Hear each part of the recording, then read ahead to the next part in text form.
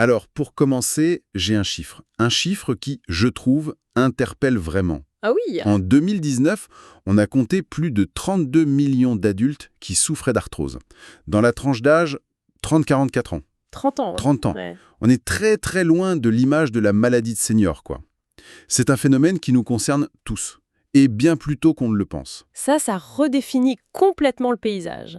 Et ça pose une question centrale, qui est au cœur d'un article très très fouillé de supernutrition.fr, qu'on a là sous les yeux. Oui. Si nos articulations souffrent si jeunes, que se passe-t-il dans notre biologie? Et surtout, qu'est-ce qu'on peut faire concrètement? C'est exactement ça. Aujourd'hui, on va se pencher sur la science des oméga 3, sur leur véritable impact sur la santé des articulations. Mais on ne va pas juste lister des bienfaits. Non. L'idée, c'est de comprendre pourquoi, pour tant de gens, ça ne marche pas. On entend partout que les oméga 3, c'est génial, et pourtant, beaucoup essaient et puis abandonnent, déçus, sans résultat. On va essayer de résoudre ce mystère. C'est la mission du jour. Comprendre le mécanisme réel, bien au-delà des slogans, déterminer les dosages qui ont une chance d'être efficaces et surtout démonter une par une les erreurs qui anéantissent tous les efforts. Voilà, mais il faut être très clair, et l'article l'est aussi, on ne parle pas de guérir l'arthrose. L'idée, c'est de voir comment les oméga 3, bien utilisés, peuvent devenir un outil puissant dans une stratégie globale de confort articulaire. Parfait. La première chose qui m'a frappée, c'est comment l'article oppose l'action des oméga 3 à celle des anti-inflammatoires classiques. On pense toujours qu'en anti-inflammatoire, ça met un couvercle sur le problème. Oui, ça masque le symptôme. Exactement, mais ça ne règle rien.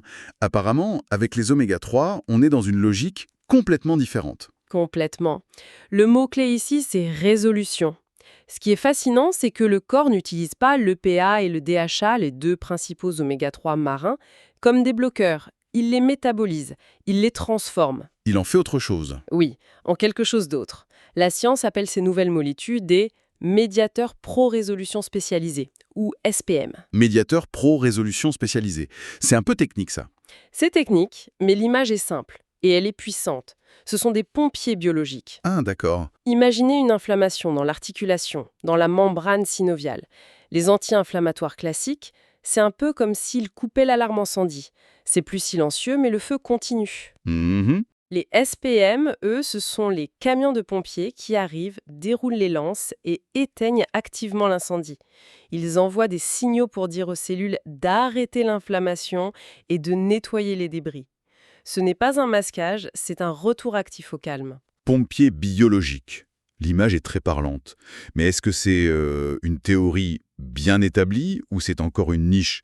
L'article cite des études solides là-dessus? Ah oui, c'est un champ de recherche extrêmement actif et très solide depuis une quinzaine d'années. C'est porté par des chercheurs comme Charles Serran à Harvard. Ce n'est plus une hypothèse, c'est vraiment un mécanisme biologique documenté. D'accord.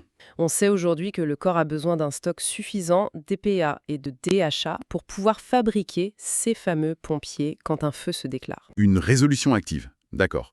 Mais j'imagine que la stratégie ne peut pas être la même pour un athlète de 30 ans qui veut juste protéger ses genoux et, disons, une personne de 60 ans qui a déjà des raideurs le matin. Absolument. Et ça, c'est un point essentiel. L'approche est personnalisée.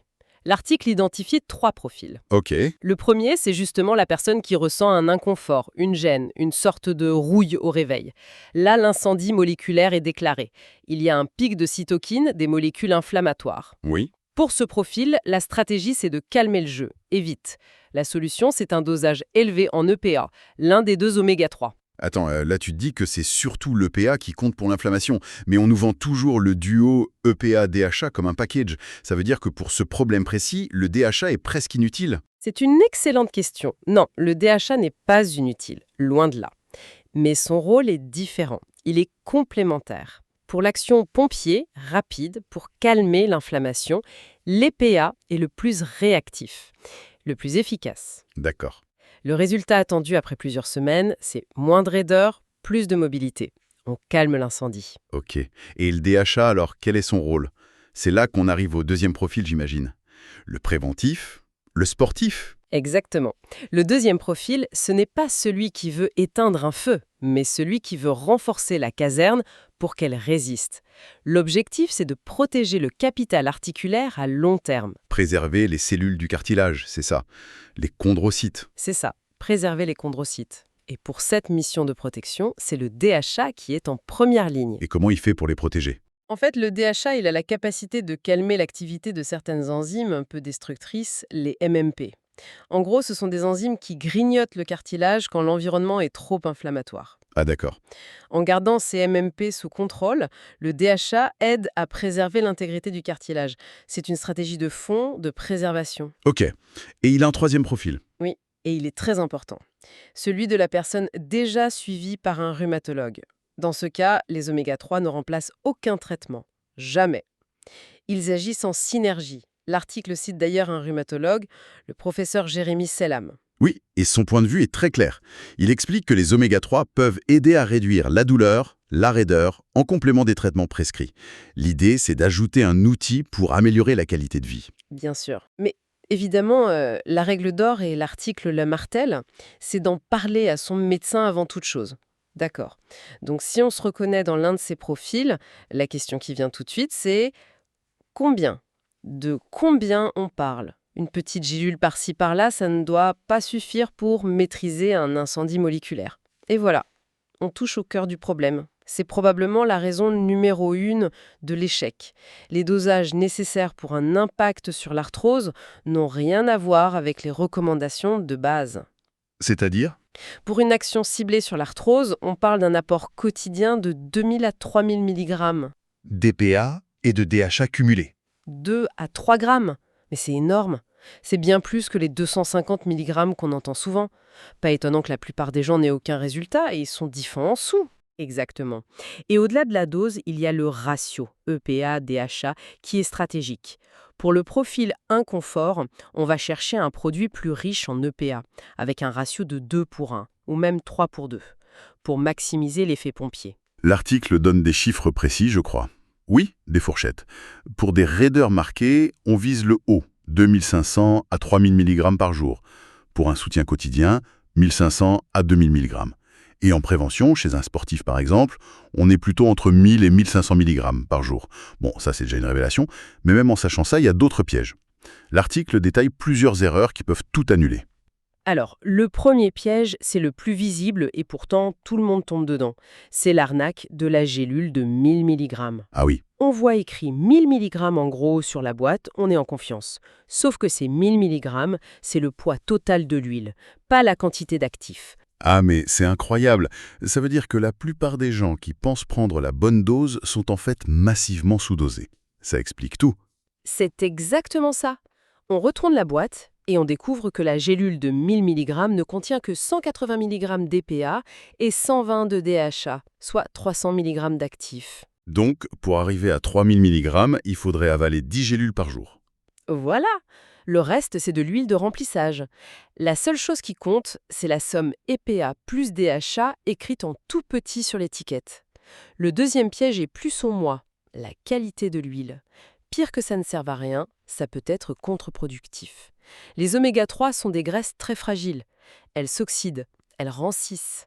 D'accord. Une huile oxydée non seulement perd ses propriétés, mais elle peut même générer du stress oxydatif. C'est comme essayer d'éteindre un feu avec de l'essence. Et comment on peut savoir si une huile est bonne, si elle l'est pas rance? L'odeur? Oui, une forte odeur de poisson est un très mauvais signe. Mais le meilleur indicateur, c'est un indice de laboratoire, l'indice Totox. Plus il est bas, plus l'huile est fraîche. Un bon produit aura un indice Totox très bas, Inférieur à combien à peu près? souvent inférieur à 5 ou 6. La source mentionne par exemple que leur produit de référence est en dessous de 3, ce qui est un gage de très haute qualité. Malheureusement, toutes les marques ne le communiquent pas. Dose, concentration, qualité. Bon. Troisième erreur, qui est plus comportementale, l'impatience. On est dans une société de l'instantané. On prend un cachet, on veut que la douleur parte. Mais les oméga-3, ce n'est pas un antalgique. Leur action est profonde, cellulaire. Il faut du temps pour qu'ils s'intègrent dans les tissus, c'est ça? Précisément. Il faut reconstruire le stock pour que le corps puisse fabriquer ses pompiers. Ce processus de saturation des tissus prend du temps. Les études montrent qu'il faut entre 8 et 12 semaines de prise régulière pour observer des bénéfices. 3 mois. Oui, la régularité sur 3 mois est la clé. Beaucoup de gens abandonnent au bout d'un mois, juste avant que les effets ne commencent. Et la dernière erreur, c'est l'origine des oméga-3. Ça me trouble un peu. On entend partout que les huiles de lin, de chia sont excellentes. Et elles le sont. Pour l'équilibre nutritionnel général, oui, elles sont riches en un oméga 3 végétal, l'ALA. Le problème, c'est que l'ALA n'est pas directement utilisable pour produire nos fameux SPM. Il faut que le corps le transforme? Oui, notre foie doit d'abord le convertir en EPA, puis en DHA. Et le hic, c'est que ce taux de conversion est terriblement faible, souvent inférieur à 5%, parfois proche de zéro. Donc compter sur l'huile de lin pour calmer une inflammation articulaire, c'est comme essayer de remplir une piscine avec une pipette. C'est une bonne image, oui. Pour un effet thérapeutique sur les articulations, il faut apporter directement l'EPA et le DHA. On les trouve dans les poissons gras ou, pour une alternative végétale efficace, dans l'huile de microalgues. D'accord, c'est beaucoup plus clair. On a la dose, la concentration, la qualité, la patience, la source. On a l'impression d'avoir toutes les clés, et pourtant l'article soulève un dernier point, une dernière variable. C'est le facteur le plus personnel et le plus fascinant. La réponse finale n'est pas dans la gélule, elle est dans notre propre biologie. C'est-à-dire, tout dépend de la capacité de notre corps à réaliser l'ultime étape. Prendre les PA et le DHA et les transformer efficacement en SPM, nos pompiers. Cette alchimie interne n'est pas la même pour tout le monde. Et qu'est-ce qui peut influencer cette alchimie? Plusieurs choses. L'âge, le niveau de stress oxydatif, l'équilibre de certaines enzymes, un corps encrassé par une alimentation trop pro-inflammatoire, riche en sucre, aura beaucoup plus de mal à faire cette transformation. D'accord, je vois. Les enzymes sont occupées à gérer d'autres problèmes, en gros. Et est-ce qu'on peut faire quelque chose pour aider le corps, pour optimiser cette conversion? Oui, et c'est là que la démarche devient globale. L'article donne 2 pistes. La première, c'est de choisir des oméga 3 sous la forme de triglycérides naturels. C'est la forme qu'on trouve dans le poisson. Exactement. Et elle est beaucoup mieux absorbée que les formes synthétiques comme les esters éthyliques, souvent moins chers. C'est une question de biodisponibilité. Et la deuxième piste, c'est le mode de vie, j'imagine. Tout à fait. En adoptant une alimentation riche en antioxydants, les fruits et légumes colorés par exemple, et pauvre en sucre, on crée un environnement qui favorise le travail de ces enzymes, on leur facilite la tâche. On ne livre pas juste les briques, on s'assure que les maçons sont en forme. Alors si on rassemble tout ça, le mystère de l'échec des oméga 3, mais plus si mystérieux, c'est une accumulation d'erreurs. D'abord, comprendre qu'on cherche un agent de résolution, pas un antidouleur, avec les PA en première ligne. Ensuite, le dosage. C'est la clé de voûte. Viser 2000 à 3000 mg de PA et DHA réels en lisant bien l'étiquette. Être patient. Laisser 8 à 12 semaines au corps. Et choisir la bonne source, marine ou de microalgues. Et enfin, l'efficacité finale, c'est un travail d'équipe, entre un complément de haute qualité frais, concentré, sous la bonne forme, et un mode de vie qui aide notre corps à l'utiliser. Quand tout ça est réuni, les chances de succès augmentent de manière spectaculaire. On a une vision beaucoup plus claire maintenant. On comprend pourquoi ça marche pour certains et pas pour la grande majorité. Et cela soulève une question importante pour la suite. Toute cette discussion se concentre sur les articulations. Mais si notre alimentation moderne a créé un déséquilibre si profond qu'il faille prendre des doses aussi massives d'oméga 3 pour simplement calmer un début d'incendie articulaire, ça nous oblige à nous interroger. Oui, oui.